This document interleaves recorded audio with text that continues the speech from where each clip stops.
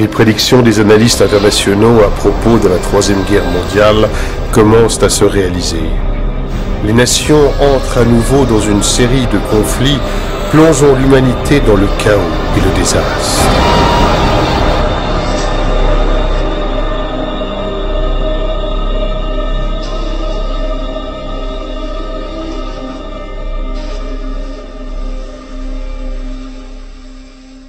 Toute personne qui fait attention à ce qui se passe tous les jours dans le monde se rend compte que nous avons affaire à une situation critique et délicate. Une crise économique qui, depuis 2008, est en train de faire sombrer l'économie et d'appauvrir les pays en voie de développement. L'apparition de conflits dans le monde qui font face aux grandes puissances sont les principaux sujets non seulement pour les politologues et les analystes économiques, mais également pour les citoyens d'inquiétude dans laquelle nous nous trouvons quant à un déclenchement d'un nouveau conflit mondial. La guerre en Syrie, qui a commencé en 2011 entre le gouvernement syrien et les rebelles, inclut principalement la Russie et les USA, avec Poutine soutenant Bachar el-Assad et Obama soutenant les rebelles. La Russie n'est pas prête à laisser les États-Unis et ses alliés envahir la Syrie, parce que la Syrie est un allié important de la Russie.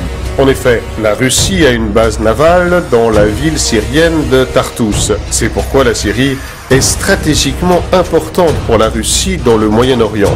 La Syrie n'est pas la seule à être supportée par la Russie. La Chine et l'Iran sont d'autres alliés de Bachar el-Assad qui ne sont pas prêts non plus à voir l'Occident envahir la Syrie. La Russie a fourni durant longtemps du matériel à l'armée syrienne et envoyé des navires de guerre dans la région, ajoutant encore récemment un soutien aérien aux forces de Bachar el-Assad avec l'envoi de troupes par l'Iran. En face, les États-Unis avec ses alliés ont bombardé le territoire syrien et ont soutenu les ennemis rebelles d'Al-Assad. Par conséquent, un affrontement direct entre ces puissances ou une invasion par la Maison-Blanche et de ses alliés en Syrie serait considéré comme une aggravation majeure du conflit, poussant alors les grandes nations à entrer dans une bataille au risque de provoquer le déclenchement d'une guerre à grande échelle. Quelque chose de semblable est en train de se dérouler dans le conflit qui a lieu en Ukraine.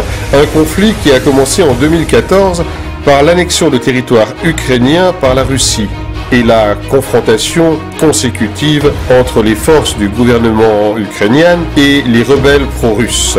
Depuis, selon des sources fiables, une course s'est établie entre les Russes envoyant des troupes, des chars et des armes aux pro-russes séparatistes et l'Union européenne, l'OTAN et les États-Unis qui ont fait la même chose avec le gouvernement ukrainien. Un conflit qui touche principalement les États-Unis et la Russie, aussi bien que l'Union européenne et l'OTAN.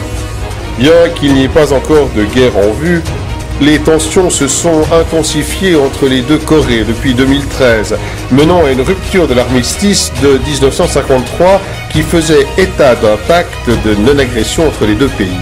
Le régime nord-coréen de Kim Jong-un a décidé de mener plusieurs essais nucléaires. Ceci non seulement comme une démonstration de force, mais également comme une réponse aux sanctions économiques de l'ONU à ce pays, ainsi qu'aux manœuvres des forces américaines et sud-coréennes dans les eaux proches de la Corée du Nord. La reprise d'un conflit entre la Corée du Nord et la Corée du Sud, avec la participation des États-Unis à l'appui de ce dernier, verra probablement l'implication de la Russie dans cette guerre et surtout de la Chine, qui soutiendront tous deux le régime nord-coréen. Le programme nucléaire iranien, sur lequel le gouvernement de l'Iran communique, aurait pour objectif de contribuer à l'amélioration de la santé, a rendu suspicieux le gouvernement d'Israël et les États-Unis, qui pensent que le véritable objectif de ce programme est de créer des bombes nucléaires pour attaquer Israël ou les États-Unis. Ainsi, les États-Unis, avec l'Europe, ont décidé d'appliquer des sanctions économiques à la nation iranienne afin d'empêcher la production de ces prétendues armes de destruction massive. Cette situation est à l'origine de fortes pressions, en particulier entre l'Iran et Israël, ce dernier affirmant qu'il est prêt à attaquer l'Iran pour mettre fin à son programme nucléaire. Nous savons tous à quel point cela serait grave si les États-Unis et Israël envahissaient l'Iran, car la Russie et la Chine supporteraient alors l'Iran sans hésitation. Concernant la situation diplomatique complexe entre les États-Unis et le Venezuela, il faut se rappeler la crise vécue par la Bolivie, qui a engendré des manifestations antigouvernementales sanglantes contre le gouvernement de Nicolás Maduro, puni par le gouvernement des États-Unis avec des sanctions économiques sévères. Ceux-ci ont alors tenté d'envahir le Venezuela sous prétexte de protéger la population civile. Un conflit grave pourrait commencer, impliquant d'autres alliés du Venezuela, incluant plusieurs pays latino-américains, ainsi que probablement la Russie et la Chine.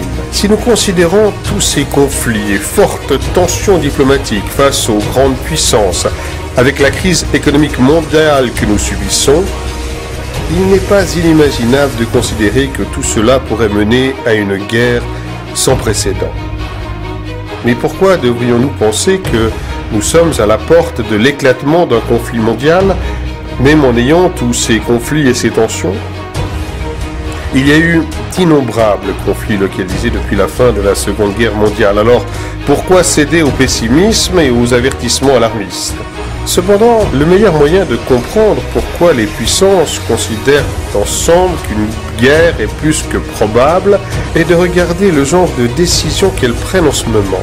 Par exemple, le gouvernement chinois, qui fait état en la matière de peu de transparence, augmente sans cesse sa force militaire et son expansion sur des espaces maritimes et aériens et a multiplié son budget militaire par 4 en 10 ans, ce qui péjore leurs relations avec le Japon, la Corée du Sud et les États-Unis. En outre, la Chine a augmenté ses importations de riz de 400%, de 575 000 tonnes de riz en 2011 à plus de 2,6 millions de tonnes en 2012. Et pourtant, ce qui nous alarme est que toutes ces quantités de riz sont actuellement stockées. En outre, le gouvernement chinois a construit au cours des dernières années de grandes villes avec une capacité d'accueil de 64 millions de personnes, aujourd'hui achevées sans être encore habitées. Elles sont construites dans des régions éloignées des zones périurbaines. La Russie, quant à elle, aurait construit 5000 bunkers en 2012. Ces 5000 nouveaux abris ont été construits dans la capitale, à Moscou, et les représentants du gouvernement russe ont précisé que ces bunkers étaient destinés à la population générale que sur de futurs événements. L'Europe, quant à elle, a rapidement construit et équipé ce qu'on appelle le Domesday Seed Vault à Svalbard, en Norvège. Une place qui contient des dizaines de milliers de variétés de semences, conservées en cas d'événements majeurs, comme une guerre nucléaire ou une catastrophe naturelle. La Russie, pour sa part, a également créé une sorte de magasin dans lequel est stocké l'ADN de presque tous les êtres vivants sur Terre, ainsi que de races déjà éteintes par l'entremise de l'Université d'État de Moscou. Le projet vise à recueillir l'ADN de tous les êtres vivants existants, de les geler et de les préserver. D'autre part, le gouvernement américain a accumulé des dizaines de millions de denrées alimentaires d'urgence ainsi que d'autres fournitures et a créé des centres de distribution d'urgence à travers tout le pays. Le gouvernement a également acheté près de 2 millions de pièces de munitions au cours des dernières années. Le Pentagone a développé et entraîné des simulations d'effondrement économique à grande échelle avec troubles civils. Depuis 2012, la Russie a commencé la modernisation de son système de missiles et la production des missiles S-400, SAM, en cours de déploiement dans les zones frontalières et côtières du pays. Vladimir Poutine a adopté le 26 décembre 2014 une nouvelle doctrine militaire. Les USA et l'OTAN devenant les principales menaces, M. Poutine a également annoncé le 16 juin 2015 que la Russie augmentait son arsenal nucléaire, ajoutant plus de 40 missiles balistiques intercontinentaux à son équipement. Ceci pour faire suite à la plainte des autorités russes concernant le plan américain qui consisterait à déployer des chars et des armes dans les États frontaliers de l'OTAN avec la Russie. Il y a également eu de nombreuses observations des unités militaires russes, aviation, navires, sous-marins en Europe. Voici quelques exemples de la façon dont les puissances se préparent à un conflit imminent afin de protéger leurs intérêts. Les États-Unis, placés devant cette crise économique qui met en péril son hégémonie comme puissance économique de premier plan, ainsi que par le développement progressif de la Chine qui lui ravirait cette première place, est porté à entreprendre l'une des plus anciennes stratégies des USA, assure le cabinet d'Obama, l'envahissement des pays afin de saisir leurs ressources naturelles. Pour cette raison, les États-Unis portent leur regard sur des pays comme la Syrie, l'Iran et le Venezuela, les pays riches en pétrole et en gaz. Le Venezuela dispose des plus importantes réserves de pétrole et l'Iran en est le 4e mondial. Les USA savent qu'ils ont besoin de ces réserves de pétrole pour rester la première puissance mondiale et faire face à la montée de la Chine et de la Russie, pays qui ont des accords commerciaux importants avec la Syrie, l'Iran et le Venezuela. Obama sait que la prise de contrôle de ces pays permettrait aux USA de garder sa place. Mais la Chine et la Russie veulent détrôner les États-Unis à travers leur stratégie économique, conclure des accords avec différents pays dans leur propre monnaie, donc sans utiliser le dollar. Pour cela, la Russie et la Chine vont devoir défendre leurs intérêts en Syrie, en Iran, au Venezuela et dans d'autres pays sur lesquels les États-Unis veulent étendre leurs tentacules. Ainsi, les deux clans de ce nouveau conflit mondial seraient, d'un côté, sous la direction américaine, la coalition formée d'Israël, de l'OTAN, du Japon, de la France, du Royaume-Uni, de la Corée du Sud, principalement. Et de l'autre, dirigée par la Russie, nous aurions la Chine, la Corée du Nord, l'Iran, la Syrie, le Venezuela, Cuba, et d'autres sans doute. Obama a déjà pris des mesures, non seulement à cause des révoltes arabes qui ont déstabilisé les pays du Moyen-Orient, mais aussi par l'application de sanctions économiques envers la Russie, la Corée du Nord, le Venezuela, et en incitant les conflits entre les deux Corées, en Ukraine, au Venezuela, en Syrie, en essayant de sortir victorieux dans ces guerres par procuration, avec l'intention de provoquer ses rivaux et de prendre le contrôle des ressources naturelles de ces pays. Nous ne devons pas oublier que les États-Unis sont disposés à entreprendre toute action visant à utiliser des prétextes nécessaires pour l'invasion. Ces mauvaises actions sont non seulement perpétuées par les États-Unis, mais par d'autres puissances qui utilisent l'élite pour convaincre l'opinion publique de procéder à une mesure ou une décision ultérieure qui atteindra leurs véritables objectifs. Si nous passons en revue les archives de journaux de notre histoire, nous pouvons trouver de nombreux exemples d'attaques autogérées ou des attaques sous de fausses bannières, comme par exemple l'incendie du Reichstag en Allemagne en 1933 par les nazis, accusant un communiste hollandais d'y avoir mis le feu et ainsi avoir le prétexte pour mettre un terme à ses adversaires communistes. 1898, guerre de l'indépendance de Cuba. Les États-Unis coulent leur propre navire, le Maine, et rejettent la faute sur les Espagnols. Ainsi, ils ont créé le prétexte pour déclarer la guerre. L'incident de Maïnila, en Russie, 1939. À cette époque, l'Union soviétique avait besoin d'une excuse, d'un prétexte pour commencer l'invasion de la Finlande. Le gouvernement soviétique a alors décidé d'une fausse attaque finlandaise en faisant tirer les canons contre son propre peuple dans la région de Maïnila, région limitrophe de la Finlande, puis rejeter la faute sur les Finlandais afin de les envahir. Les attaques du 11 septembre 2001, les attentats de Madrid en 2004 et de Londres en 2005 sont forcément des attaques, ou plutôt des auto-attaques qui continuent à jeter le doute sur les faits, mais qui sont suffisamment satisfaisants pour continuer à convaincre la citoyenneté de la permanence des militaires dans le Moyen-Orient, par la nécessité de lutter contre ces terroristes, afin d'avoir accès aux ressources naturelles de ces pays. Ainsi a commencé la lutte contre les terroristes qui, curieusement, ont été parrainés et financés par ces mêmes personnes qui maintenant les chassent. Walked away from this, didn't give them money today, it would be worse for us from a security standpoint. I do. We're building a relationship that just did not exist. I said in our last trip when you were with me that we had a huge trust deficit, in part because the United States had, to be fair, we had helped to create the problem we're now fighting. How?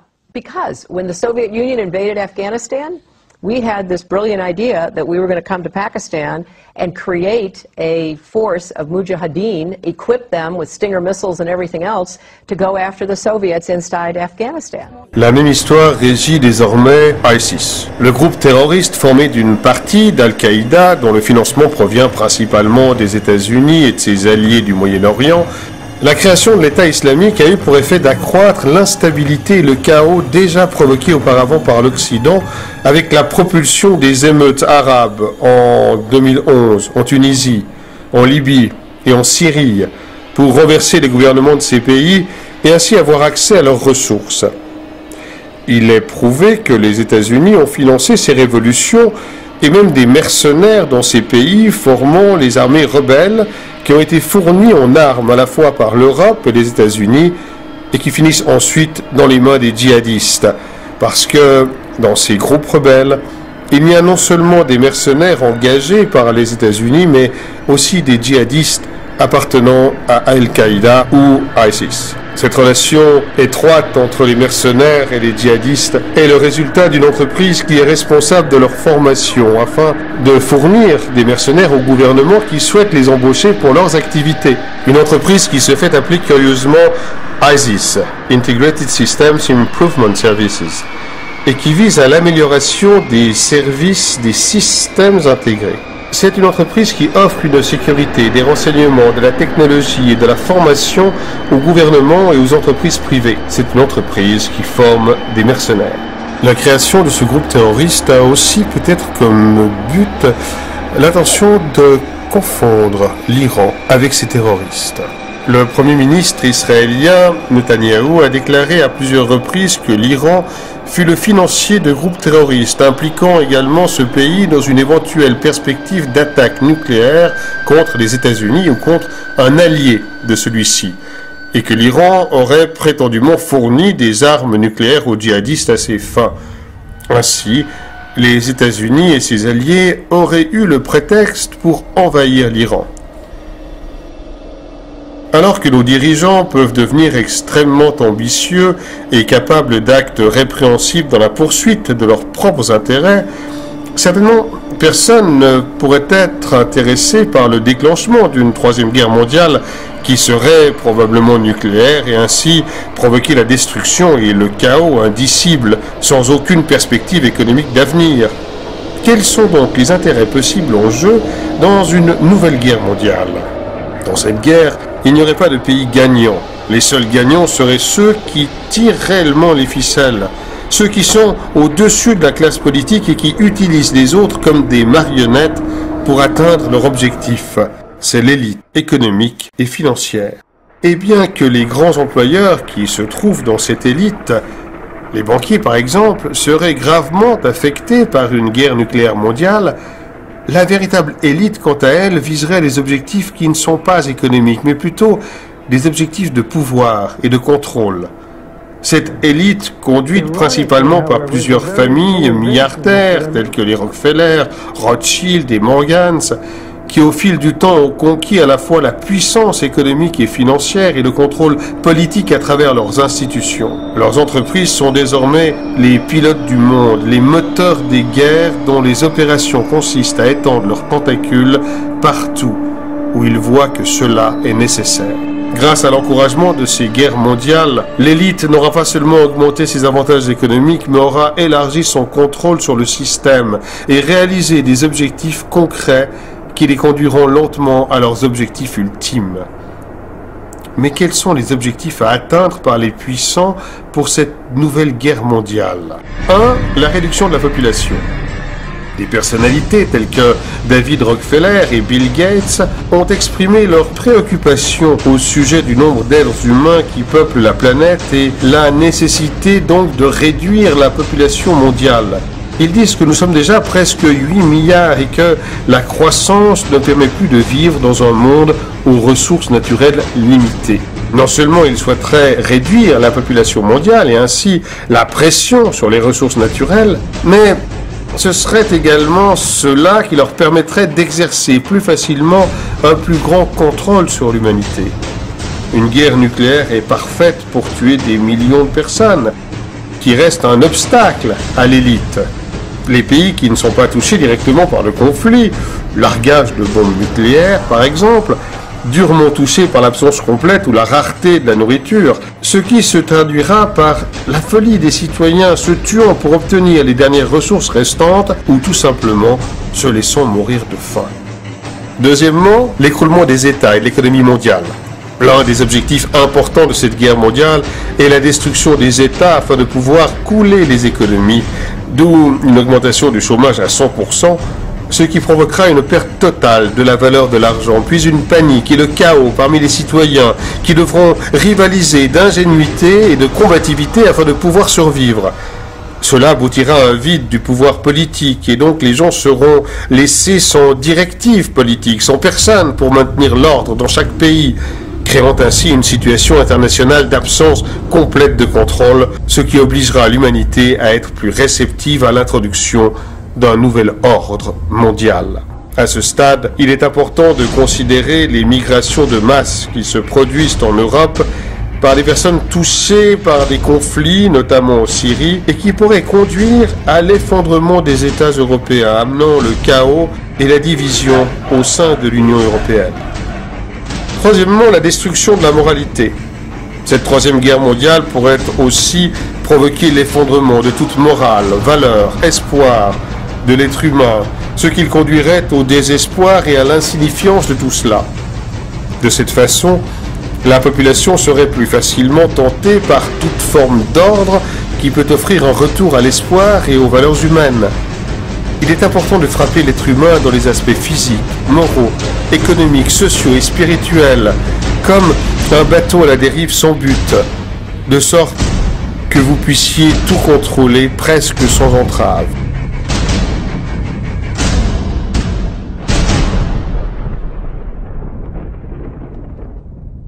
Tous ces facteurs sont nécessaires pour permettre, comme l'a dit Rockefeller, une crise parfaite, un grand cataclysme social qui oblige la population du monde à accepter la seule solution possible tant recherchée par l'élite depuis des années, la création d'un gouvernement mondial. Un gouvernement mondial comme la seule alternative à tout ce mal, avec la promesse qu'une telle union de tous les pays et les civilisations sous un seul État raie toute guerre ou tout problème majeur entre les êtres humains. Même si cela peut ressembler à quelque chose de beau et pour le bénéfice de tous, il y a derrière cela l'intention macabre d'amener l'humanité sous un contrôle total.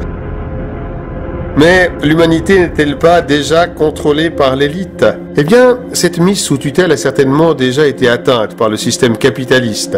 Ce mode de vie a son avantage qui leur donne une portée sur presque tous les pays. Cependant, ils veulent un contrôle absolu sur nous et réduire une grande partie de la population mondiale afin de rendre ce contrôle plus facile et plus viable et de mettre fin à l'augmentation incessante de la population qui pourrait entraîner de nombreuses instabilités. La Troisième Guerre mondiale est également nécessaire car une crise économique à elle seule ne devrait pas pouvoir entraîner le soulèvement nécessaire au niveau international. Mais en qui allons-nous placer notre confiance après tout ce chaos, après tant de corruption, d'injustice voulue par cette élite économique, financière et politique? Les mêmes marionnettes politiques ainsi que l'élite économique et financière nous ont conduits à cet enfer. Nous savons qu'ils vont provoquer une nouvelle guerre mondiale pour créer par conséquent un ambitieux gouvernement mondial. Mais qui va pouvoir le conduire? Cette dernière partie de la vidéo est une théorie sur ce qui pourrait arriver après la Troisième Guerre mondiale pour mener à bien la création d'un gouvernement mondial. Nous la présentons comme une hypothèse dans laquelle vous pouvez décider de croire ou non, mais nous vous recommandons de ne pas l'oublier.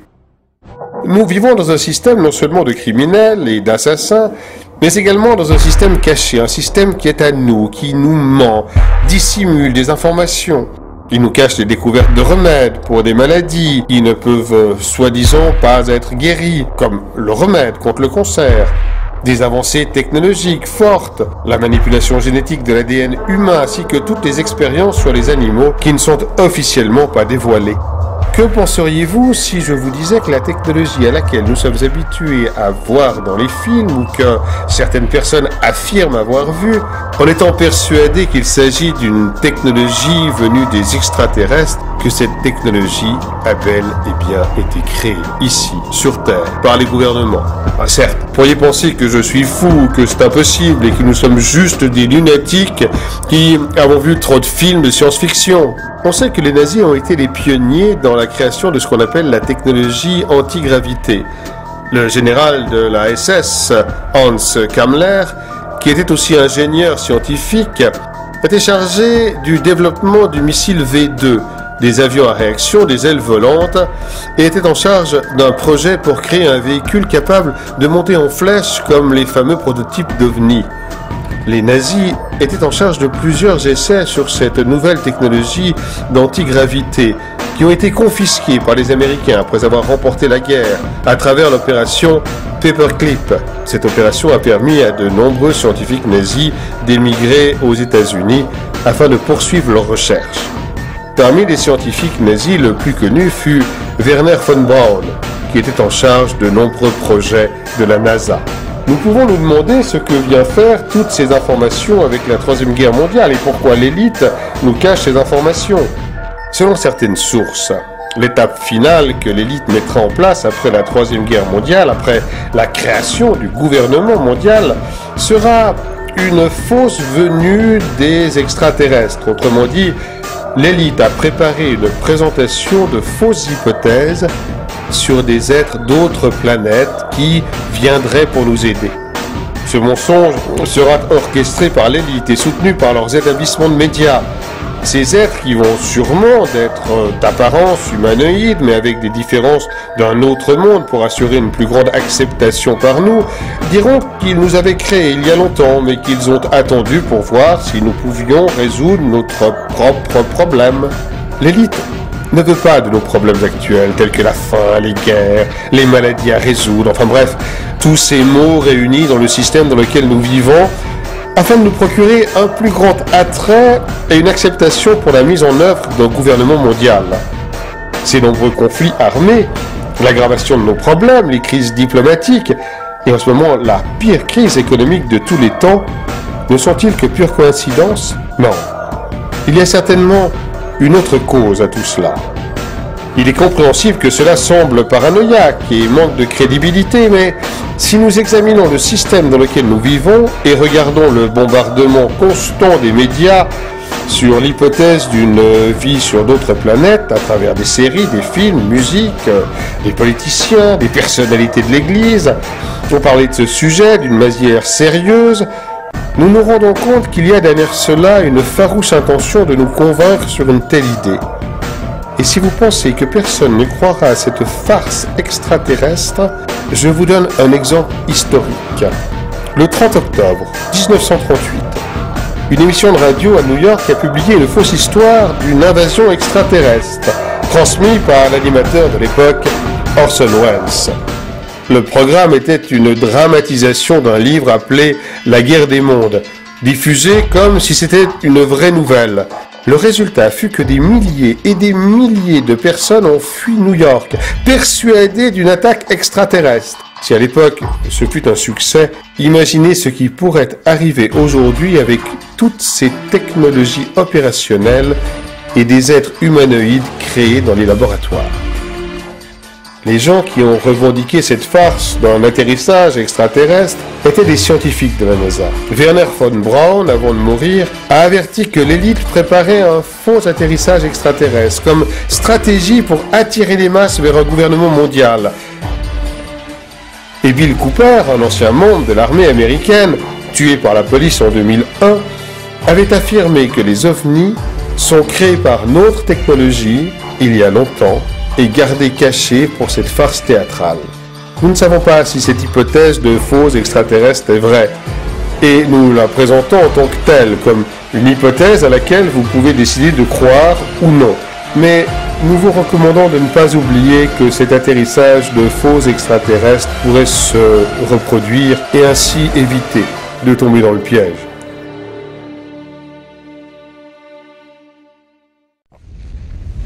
Compte tenu de toutes ces informations sur une imminente troisième guerre mondiale, que pouvons-nous faire?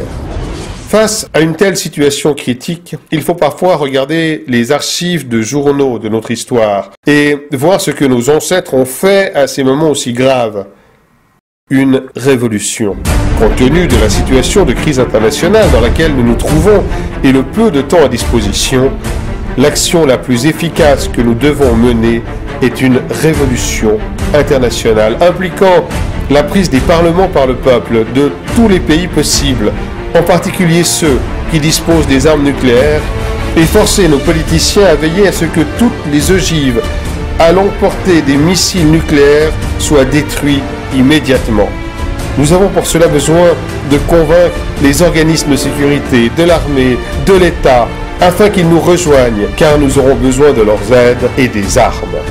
Mais la première chose qui doit être faite avant toute action énergique est de diffuser cette information afin qu'elle puisse atteindre le maximum de personnes et partager cette vidéo à travers les réseaux sociaux en utilisant les mêmes réseaux pour créer un espace de débat et de décision au niveau international.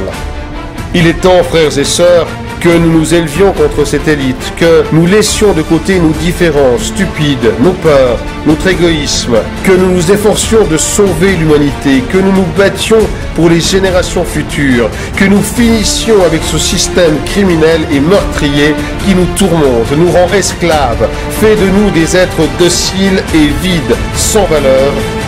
Cette vidéo est un appel international à l'action.